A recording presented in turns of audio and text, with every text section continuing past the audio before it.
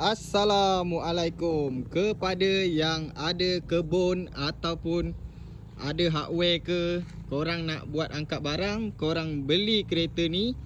Yang ni kereta kita nak bagi diskaun sebanyak 15,000.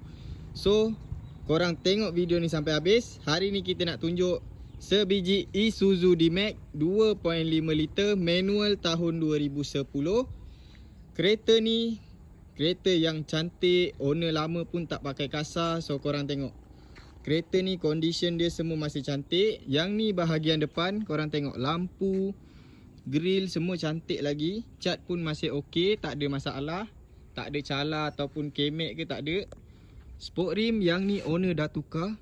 Korang tengok, dia punya tayar pun tayar baru lagi.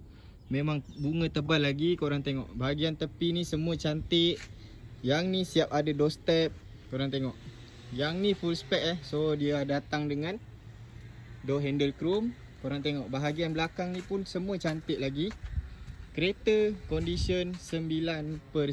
So korang tengok, yang ni bahagian belakang memang cantik lagi. Kepada yang nak bawa barang tu boleh sangat beli. Lagi satu, kereta ni korang tengok, nombor plate pun cantik, 7772. Exhaust dah tukar, so bunyi dia memang padu.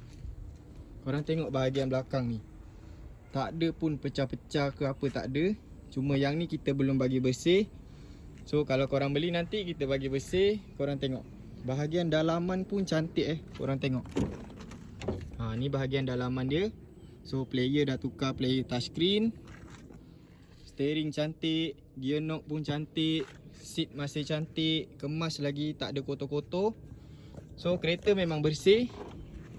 Yang ni bahagian seat belakang pun masih cantik, kemas lagi, dalaman pun wangi.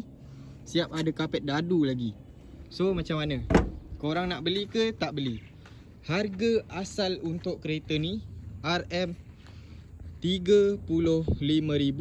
So yang mana tengok video ni, korang boleh follow, like, komen dan share dulu.